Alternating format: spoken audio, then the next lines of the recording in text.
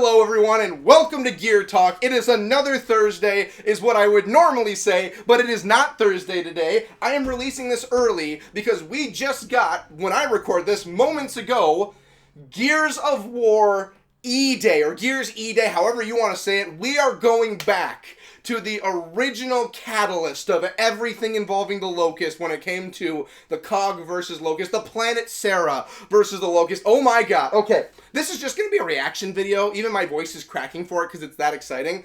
This is just going to be a reaction video, me talking about things. Don't expect anything crazy or I'm going to throw theories out. Oh, we're going to get a lot of theories. Don't worry about that. Let's just jump into it. So, where to start? First off, they announced a Gears of War game. Already a big thing. Not a soul I know expected Gears of War E-Day to be a thing.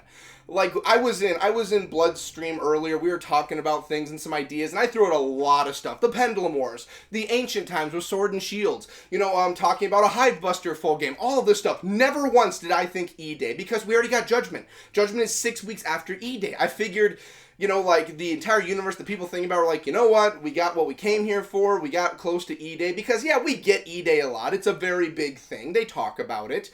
In the books, there's many points where they talk about E-Day, or during E-Day. In 4, we have a look at what Hoffman was doing during E-Day, we have all of that. The idea that we're going to play during E-Day with a young Marcus and young Dom is back by the way, blows my mind. You guys gotta understand, the entire calendar of Gears in Gears of War is measured by E-Day, when E-Day happened, and AE. AE is after Emergence. Emergence, E-Day, Emergence Day. The entire calendar is based on, that's how big of a thing it is. Imagine, here's how big. With all humanity that was wiped out, almost all of it, a good chunk. Think of it like this. Think of D-Day. So think of D-Day in our world, our history, how big of an event that was, how big of a battle. Now put that on a global scale. That's basically what E-Day was, how much death and destruction. Oh my goodness. The ideas, the stories they can tell. Because I already figured it was, when I saw the beginning of the trailer, I already figured it was going to be something prequel-ish, because we got young Marcus, and we got long-haired Marcus too, which is very, very rare. Even when Marcus was younger, he always cut his hair, so it's very rare that we see long-haired Marcus. So I'm guessing during the 6 weeks of peace, he was like, yeah, might as well grow it out. So we see him fighting, we see the Retro Lancer. I already knew prequel. I did not think it was that much of a prequel. That blew my mind.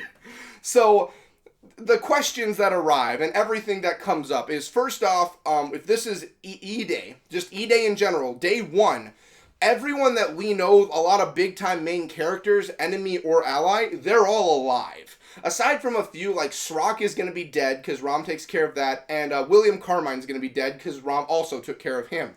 But the majority of everyone else is alive. All the Carmines at this point, excluding William, are basically alive. Lizzie has not been even born yet, so we might even get D Carmine. Everyone wants to see D. I want to see D. We might get Rookie Clay. He might appear here and there. There were some ideas that were thrown out. Like maybe there's more than one story during E-Day. We follow a lot of characters. Like maybe we get like a Dizzy survival one where like he's surviving E-Day and we get to the point where he gets a part of the Lifeboat Initiative like years and years, a decade later. Maybe we get that. People were also wondering, I was wondering this right away, who is going to be a part of the crew, or the squad in general? Because Dom is back, because obviously this is not 17 AE, it's day 1, so Dom is here. So who's going to join Marcus and Dom? Well, I have some great news for anyone who knows the history of Gears of War. One of those characters, very possibly, is going to be Ty Calisto. Ty will probably be there, because Ty was doing a lot of stuff with Marcus during the events of the Pendulum Wars, so it would only be right he joins them. Even in the book, Ty is with Marcus and Dom a lot for the missions. Depending on how they want to go with the story, I don't think they're going to do this because there's a lot of retconning involving it, and we recently talked about it with his discussion video. Jace Stratton will probably not be here because he was only roughly 4 to 6 years old during this part. So we're probably not going to get anything involving him. We already know what Kim was doing on E-Day. He was with Hoffman. Anya was also with Hoffman. So maybe we'll get a little bit of Kim here and there. Even by the books and extra material, it's not like they first ever met Kim in the events of the original Gears of War. No, people did still know who Kim was, just they didn't talk about him a lot because there was no reason to talk about Kim. There's just so many options. There's so many things that can happen. I'm assuming, again, they can change it to whatever they want. It might not be a 4-person crew. And the reason I keep bringing up who's going to be in the squad, for people who don't know, at this point on E-Day, Baird, along with Cole, are not enlisted. They are not a part of anything. Cole is still a part of the Cougars, and Baird is still basically just mommy and daddy's boy with his trust funds. Like, they haven't enlisted. They're not a part of anything yet. So it's just Marcus and Dom. Maybe they'll pull out some older characters too. Like maybe we'll get Patrick Sultan. Maybe he'll join in, the sniper that they knew. Helena Stroud's gone at this point, so we unfortunately can't get Helena. But there's so many things. Like, you have that. The fact that they chose E-Day in general blows me away. Like, if anyone saw my post from earlier on last week, you're going to see that I was very much pessimistic is the right word for how this was going to go for Gears of War. I didn't expect anything, period. I don't have any expectations, really, because there's been a lot of years things have been let down. I want anything that gives me lore.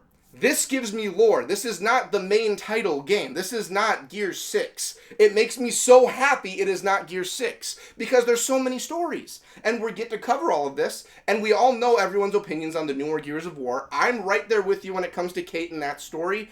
I'm not the biggest fan. But you have so many things you can cover. And look at what you're about to cover. Oh my god, Monroe's going to be alive. Chairman Monroe before Prescott. So Monroe, I believe, is alive at this point. I think Monroe's alive a little bit before he dies, and then Prescott takes over, and by the first year, that's when the hammer drops. I believe that's how it goes. Monroe is alive for a little bit, but oh my goodness. Oh my gosh. It's what I wanted. It's exactly what I wanted. I don't have that much spirit. I don't have that much fire when it comes to the newer Gear series like I used to. Like, I'm at a 9 out of 10 instead of an 11 out of 10. But this is what I want. This is lore. This is story. We're digging.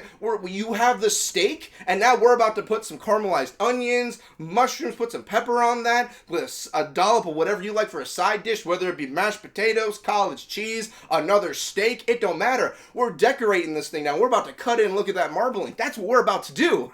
And I'm so happy about it. The things you can cover. There's so much that happened on E-Day. Like, just the world in general is on fire. Not literally. That happens a year later with the hammers. But we get to talk about it. We get to look at it.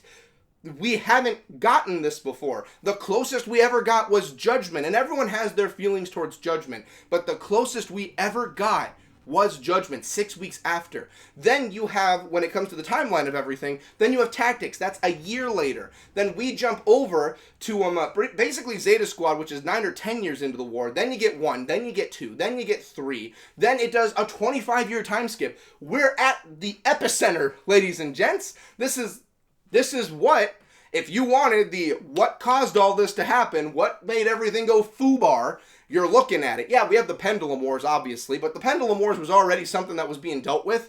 This is, okay, new chapter, we don't know what's going on. And in the trailer, you see it. Marcus doesn't know what he's fighting. He's in a fist fight with this thing, and again, this is younger Marcus. Like, Marcus, when we meet him later on, is like in his 30s. This is like, jump back 14 years. This is Marcus in his 20s. You know, like when he first enlisted during the Pendulum Wars, it stated he went as early as he could. I think it was around the age of 18 he enlisted. And then they battled for a while and finally got the 6 weeks apiece. Then they actually got into the war. He's probably mid-20s as Marcus. Same for Dom's 2 years younger. Dom's early 20s. You get a fresh, like, he doesn't even have his scar yet. Okay, that's how early Marcus is right now. He doesn't even have his slab scar. Oh my gosh! I chose red for the back because it's E-Day, but I'm trying to process it best I can. But you understand, a lot of people have been gnawing at the bit to get information. And if it was 6, I'm like, okay, I'll make some theories, some ideas after the trailer, yada yada. Here's what we might be looking at. But this fully gave me what I wanted. Y'all, I'm general idea of people. Y'all want to continue this story. I want to dive into the story. I want to see what makes this world tick. And we're about to get the whole world just turned into a crater because of all the holes that are going to be coming up. Oh boy. I'm trying to collect my words best I can. What else do we have to cover here? It's hard to cover because we've talked so much on this channel about the history of characters, E-Day. I guess some fun trivia. We never learned where Dom and Marcus were specifically on E-Day itself. So we're going to get that. I'm wondering if we're going to get the Week of Peace, like the very last day while everyone's enjoying themselves, because they did it in the middle of the day. This was the middle of the day that the locust came up. It wasn't like at night or anything, or evening. So everyone's just enjoying their lives, and then E-Day occurred. So Marcus and them are probably just sitting around at a cafe or something, and then, bam, up come the locust. That's my best guess. It's everything I want. You know, I'm sorry if everyone didn't get the collection like they wanted, the Marcus Phoenix collection. I'm sorry if people didn't get 6 like they wanted. This is something I wanted. You have to understand, like, from a perspective of how people viewed this, like the day of even, people were like, literally, I saw this in the comment section with many people. If it's a spin-off, I'm going to hate it. If it's Tactics 2 is the big one. If it's Tactics 2, it can just go screw itself. If it's anything except for the Collectioner 6, I'm going to be pissed. Once they announced E-Day, everyone changed their tunes. You have to understand, like, the biggest fight probably in the entire franchise we're about to get. The entire planet at once at war. Screw all y'all who wanted 6 Tactics, the Collection, Judgment 2, all those funny ones. I'm sorry. This is where we draw our line in the sand, where we're like, this is where, if we ever had to cross it, it's for E-Day, and I'm stepping across right now. Oh my gosh. So, just a little quick thing. This is going to be your Gear Talk for the week. I normally do them on every other Thursday at 5 p.m. You're getting it today because this is a momentous occasion for Gears E-Day, or Gears of War E-Day, however you want to say it at this point. I'm just happy we get E-Day. I love you all to death. I want to thank everyone for watching, thank everyone for making this possible, and thank the patrons for making this possible. Don't expect anything this Thursday. Expect there to just probably be nothing, because we did it. We got a game. Now we just got to wait for it to come out. Expect probably, there's not much I can really do for theories or anything. We can probably have a few conversations when more information comes out. But at the moment, Gears of War E-Day, ladies and gents. We're going back to the bloodiest battle we can possibly have. I will catch you in the next one. Later.